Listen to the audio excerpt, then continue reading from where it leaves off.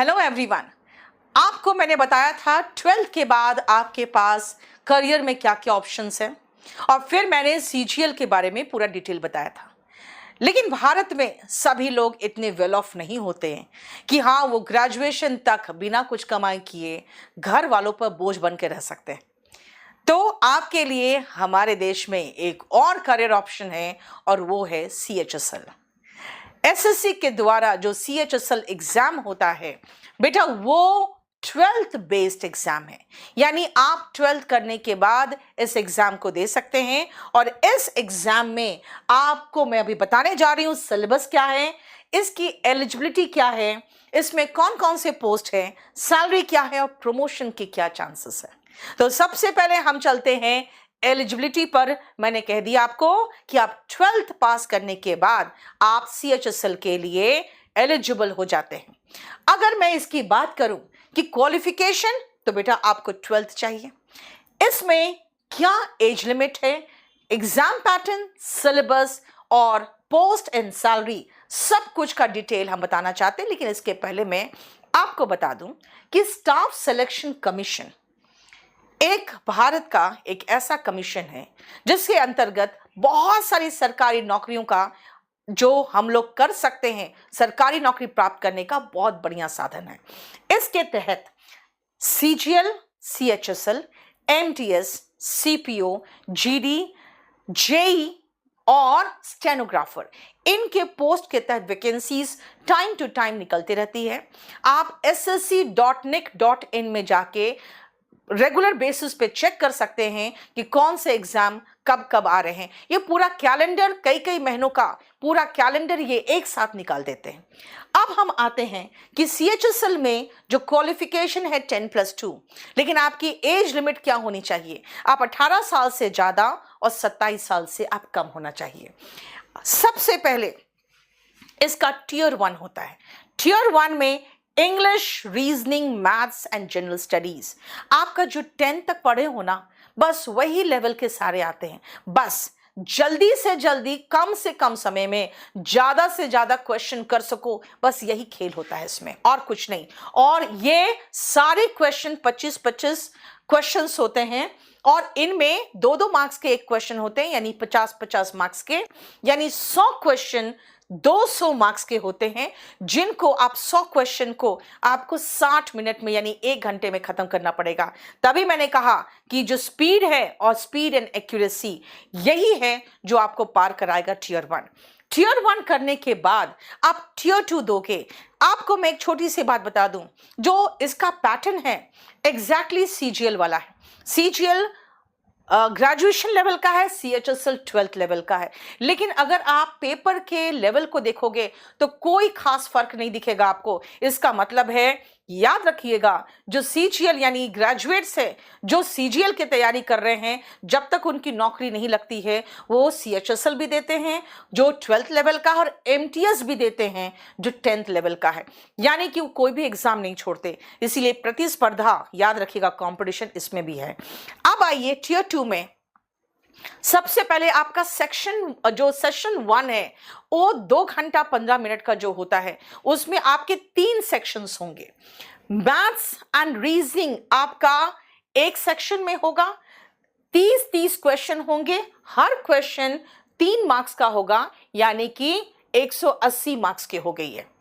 उसके बाद जो दूसरा सेक्शन है उसमें English language and general awareness होगा, जो इंग्लिश लैंग्वेज 40 के होंगे और जनरल अवेयरनेस 20 क्वेश्चंस होंगे। आप देखिए सीजीएल से बस इतना ही डिफरेंस इसमें कि सीजीएल में ये 45 है, यहाँ 40 है।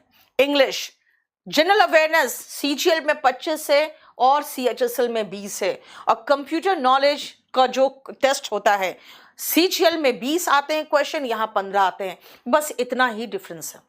और ये आप देखिए, जो आपका सेक्शन 2 है वो 60 क्वेश्चन हो गए, हर क्वेश्चन 3 मार्क का, यानी 180 मार्क्स के हो गए। और सेक्शन 3 जो होंगे वो 15 मिनट का होता है, 15 क्वेश्चन, यानी कि आप देख लीजिए ये भी 3 मार्क्स के होंगे और ये 45 मार्क्स के हो गए।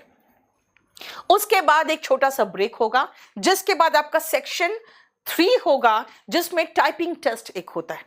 अब याद रखिएगा कि आपका जो टाइपिंग टेस्ट है इसमें ध्यान देना है आपको कि बहुत एक्यूरेटली आपको टाइप करना पड़ेगा। इसके लिए आपको देखिए पार्ट ए में स्किल टेस्ट जो डीईओ के लिए होगा 15 मिनट का, और टाइपिंग टेस्ट फॉर जो एलडीसी जीएसए होगा वो 10 मिनट्स का होगा। इसका सिलेबस और सीजीएल का सिलेबस ऑलमोस्ट सेम है। मैंने आपको कह दिया 10th लेवल का मैथ्स, 10th लेवल का इंग्लिश, रीजनिंग तर्क शक्ति होता है। अगर आप में कॉमन सेंस है तो रीजनिंग कर लीजिएगा, लेकिन हमारे यहाँ पे जो टीचर्स हैं आपको कम से कम समय में ज़्यादा से ज़्यादा क्वेश्चन करने में हेल्प करते हैं। और इसके बाद जनरल स्टडीज वही जो आप 10th स्टैंडर्ड में पढ़ते हैं, लेकिन याद रखिएगा एनसीईआरटी अगर आपने पढ़ रखी है तो आपको बहुत बहुत हेल्प मिलेगा। और उसके अलावा जो हम आपको जनरल स्टडीज़ का एक कोर्स कराते हैं अपने केडी लाइव ऐप में, वो बहुत सहायक होता है। इसके अलावा अब ये ध्यान रखिएगा कंप्यूटर भी अच्छे लेवल का आता है, और ये इसी साल से जो इंट्रोड्यूस हुआ था उसके बाद कंप्यूटर सीजीएल हो या सीएचएसएल हो, दोनों में बहुत बड़ा मेजर रोल प्ले करता है। हालांकि ये सिर्फ क्वालिफाइंग इन नेचर होता है, ये ध्यान रखिएगा। बाकी मेरिट बाकी पे बनते हैं। अब पोस्ट में आते हैं। एक तो सबसे पहला पोस्ट इसका होता है लोअर डिविजनल क्लर्क का, जिसको हम एलडीसी बोलेंगे। एक होता है जूनियर सेक्रेटरीट असिस्टेंट का, जो हम जेएसए बोलेंगे। और डेटा एंट्री ऑपरेटर तीसरा है डीईओ का। ये 3 पोस्ट है। पहले इसमें पोस्टल असिस्टेंट भी था जो इस साल से सीजीएल में चला गया, इसीलिए सीएचएसएल का जो एक भारी भरकम वैकेंसी आता था बिकॉज ऑफ पीए, वो अब सीजीएल में शिफ्ट किया इस बार।